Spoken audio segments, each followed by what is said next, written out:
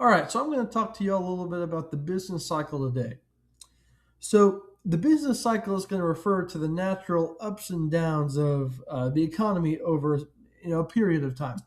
It's going to move through four main phases. Those being expansion, which is where the economy is growing; the peak, which is going to be the highest point of activity; recession, which is going to be where output declines; and the trough, which is going to be the lowest point before recovery can actually start to begin. And during these four main phases, the economy's actual production is going to be constantly shifting and changing.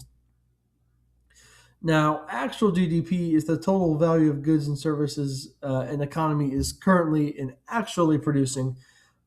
It's going to rise during expansions, it's going to fall during recessions, and it's really going to reflect where the economy is at any given moment. Now, potential GDP or potential output is going to be the level of production the economy can potentially sustain in the long run when resources are both fully and efficiently used. Now, it's not the absolute maximum, but rather a stable, non inflationary level of output out there.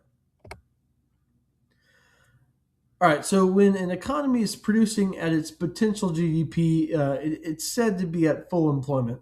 And so this is not necessarily going to mean zero unemployment. Rather, it's going to mean that everyone who is willing and able to work can find a job during normal conditions. Even at full employment, there's going to still be some unemployment, which is going to be known as the natural rate of unemployment.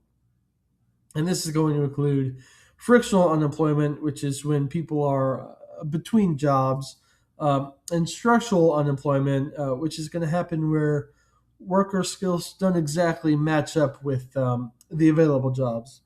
However, it does not actually include cyclical unemployment, which is going to be caused by the natural downturns in the business cycle. And so these concepts are all actually connected. So when actual GDP equals potential GDP, the economy is going to be at full unemployment, and unemployment is going to be at its natural rate. And this point also corresponds to the economy's position on the long run aggregate supply curve, which is going to represent its maximum productive capacity.